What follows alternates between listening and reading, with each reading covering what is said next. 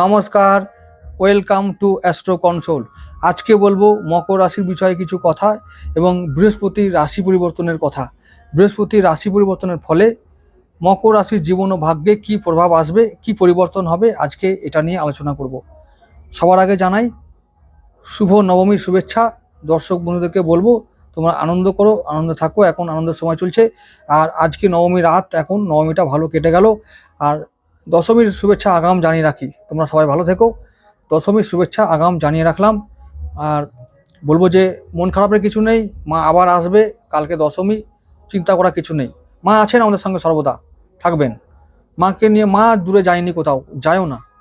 তাই বিসর্জন বলে বা মা চলে যাচ্ছেন বলে মন খারাপ হবে এরকম কোনো ব্যাপার নাই। মা আবার আসবে, লক্ষ্মী রূপে আসবে কদিন পরেই। মা আবার আসবে কালী রূপে, আবার আসবে, যাবে কোথায়? তিনি আছেন, তারপরে আবার আসবেন জগদ্ধাত্রী রূপে। মা সর্বদা আছেন, থাকেন, মা যান না কোথাও। তাই মন খারাপ করো না, ছেলে মানুষই করো না। তোমাদের মন খারাপটা কোথায় জানো? মন খারাপটা হয় তোমরা হচ্ছে যে এই 4-5 দিন কুদুনি করলে না, এই কুদুনিটা কাল থেকে আর হবে না, যা আবার পরশু থেকে কাজে যেতে হবে, মনটা খারাপ ওই জন্য। এই সব ব্যাপার, আর কিছু নয়। এই যে দেখতে পাচ্ছ আজকে, এই যে আমি যে ভিডিওটা করছি, এই এই সময়, এই ঠিক এই মুহূর্তে দেখো আমার ব্যাকগ্রাউন্ডে একটা মিউজিক বাজছে। এটা হচ্ছে ভোজপুরি সং, দুর্গা প্যান্ডেল। আমার বাড়ির পিছনেই দুর্গা প্যান্ডেল, ওখানে দুর্গা পুজো হচ্ছে, কিন্তু কি হচ্ছে, ভোজপুরি সং বাজছে। দেখো, এই হচ্ছে পূজা, এই হচ্ছে এই সব ব্যাপার। এই মানুষগুলো মেতে আছে উল্লাসে, ভালো কথা, এটা খুব ভালো জিনিস। বছরে একবার পুজো হবে, উল্লাস করো।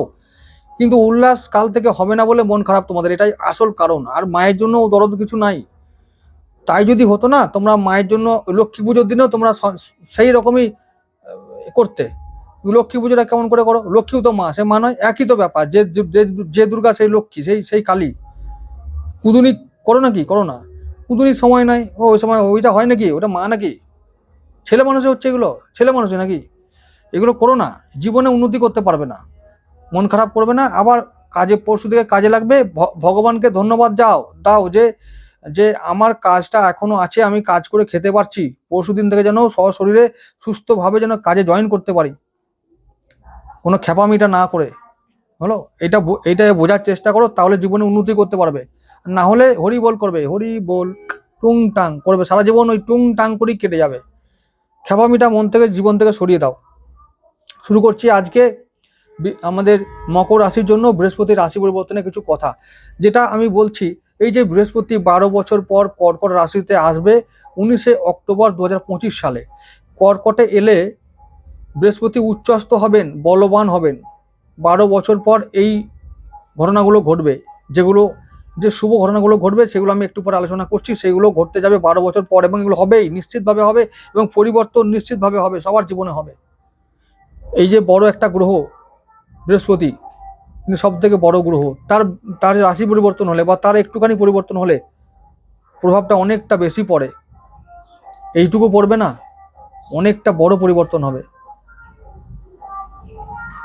এই ব্যাপার। যাই হোক, যেটা বলছিলাম, বৃহস্পতি 19শে অক্টোবর কর্কটে আসবে, থাকবেন কদিন ওখানে? 5ই ডিসেম্বর পর্যন্ত। তাহলে কদিন হলো? 47 ডেজ, 47টা দিন তিনি থাকবেন কর্কটে।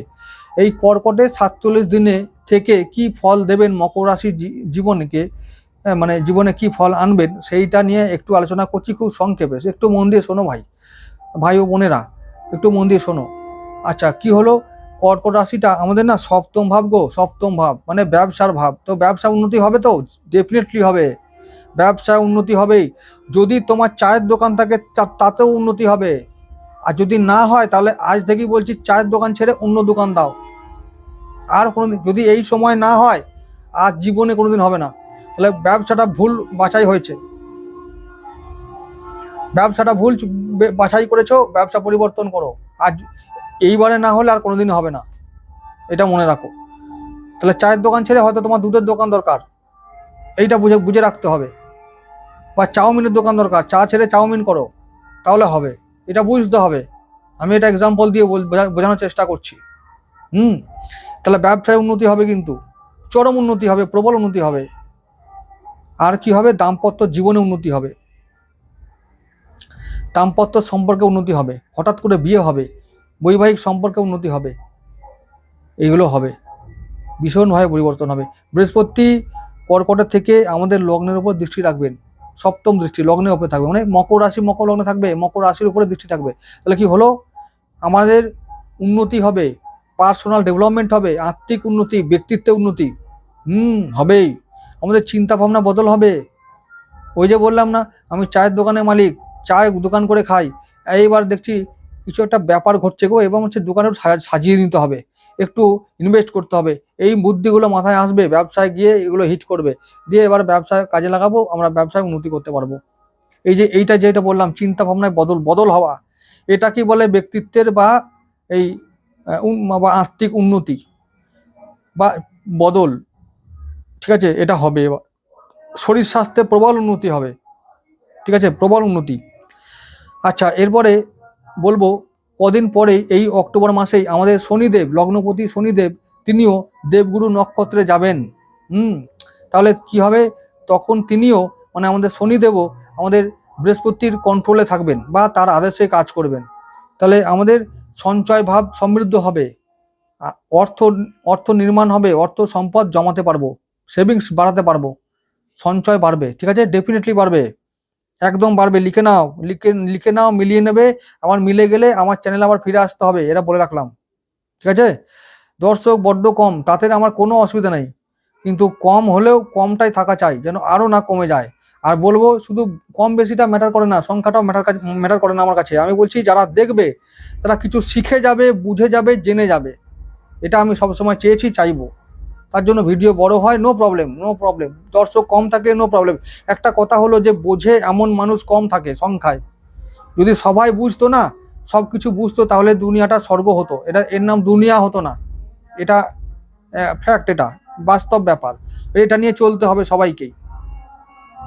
তাহলে কি হচ্ছে, আমাদের লগ্নে দৃষ্টি পড়লো, সপ্তম দৃষ্টি, আত্মিক উন্নতি হলো আমাদের না।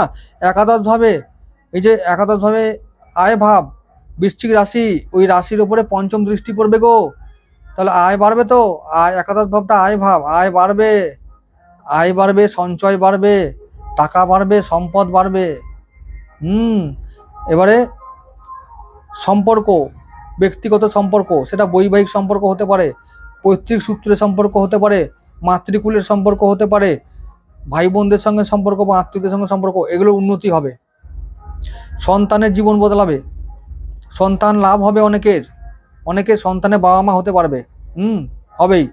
আচ্ছা, অনেকে প্রেম হবে গো, প্রেম হবে, লিখে নাও, একবার লিখে নাও, নোট করো, প্রেম হবে, প্রেম এমন হবে সেটা পরবর্তীকালে বিয়ে হবে, বিয়েতে কনভার্ট হবে, ভালো মানুষ আসবে জীবনে, ভালো মানুষ আসবে, সম্পর্ক লাভ হবে, লিখে নাও, এগুলো লিখে নাও। আর বৃহস্পতি তার পঞ্চম দৃষ্টি দিচ্ছেন একাদশভাবে, মানে বৃশ্চিক রাশিতে, হঠাৎ করে সব কিছু হবে দেখবে। আর শনি বৃহস্পতির মধ্যে প্রায় কদিন পরে নক্ষত্র বিনিময় হবে, দেবগুরু থাকবে পুষ্যায়, আর এটা শনির নক্ষত্র, আর শনি থাকবে দেবগুরু নক্ষত্র পূর্ব ভাদ্রপদ নক্ষত্রে। তাহলে একে অপরের নক্ষত্র বিনিময় রাজযোগ তৈরি করবে এই সময়কালে। তাহলে দেখবে রাজা হবার যোগ চলে আসবে।